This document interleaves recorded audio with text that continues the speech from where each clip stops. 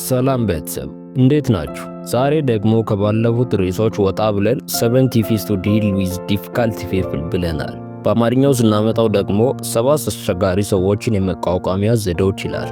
እናም በሕይወታችሁ በዚህ ሰዓት ጓደኛችሁ ሊሆን ይችላል፣ ነገር ግን እንደ መንጠቆ የሚይዛችሁ የሚያስቸግሩ ሰዎችን እንዴት ይህንን ችግር ዲል እንደምታደርጉ በ7 መንገዶች ወይም ዘዴዎች እናያለን። ይህ አሁን ያነሳሁት ሐሳብ በአሁኑ ሰዓት በሕይወታችሁ ችግር የሆናችሁ ሰዎች እስከ መጨረሻ እንድታዳምጡ በአክብሮት ይጠይቃችኋለሁ።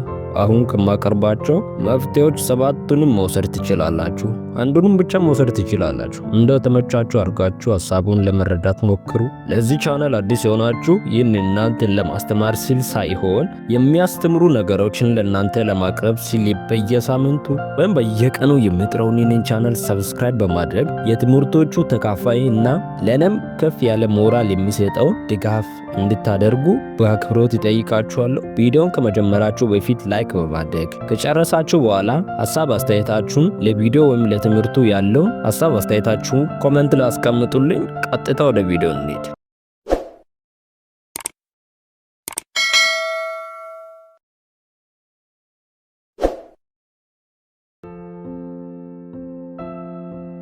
አስቸጋሪ ሰዎችን ለማቋቋም ራስን ማረጋጋትና ስሜታዊነትን ማስወገድ ተገቢ ነው።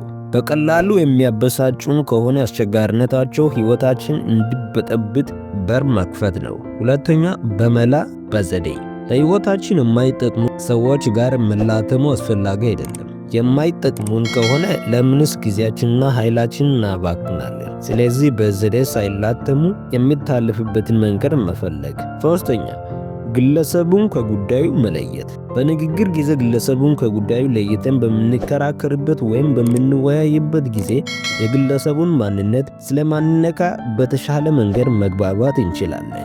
አራተኛ፣ አስቸጋሪውን ግለሰብ የውይይቱ ትኩረት ማድረግ። ብዙ ጊዜ ቁጡና አስቸጋሪ ግለሰቦች የችግሩን ምክንያት በሙሉ ወደ አንተ የማዞር አባዜ አለባቸው። በዚህ ጊዜ ከመከላከል ይልቅ የጉዳዩ ትኩረት ወደ ግለሰቡ እንዲሁም በዘዴ ጥያቄዎችን መጠየቅ።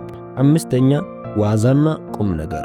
ተገቢ የሆነ ቀልድ የንግግር ድባቡን በጎ ሊያደርገው ይችላል። ሆኖም ግን ቀልዱ ወደ ሌላ አቅጣጫ እንዳይሄድ መጠንቀቅ ተገቢ ነው። ስድስተኛ፣ የውይይት መሪ መሆን። ብዙ ጊዜ አስቸጋሪ ሰዎች በንግግር ጊዜ ቀደም የማለት ዝንባሌ አላቸው። ስለዚህ አንተ የውይይቱን አቅጣጫ መምራትና መቆጣጠር ከቻልክ ድባቡን ወደ ፈለግከው መንገድ መውሰድ ትችላለህ። ሰባተኛ፣ አካፋን አካፋ ማለት ተገቢ ነው። አንዳንድ ግለሰቦች አስቸጋሪነታቸው ከልክ ያልፍና አንተን ሊያሸማቅቁና ሊያዋርዱ ሊሞክሩ ይችላሉ። በዚህ ጊዜ አሁንስ በዛ ብሎ ሃይ ማለቱ ተገቢ ነው።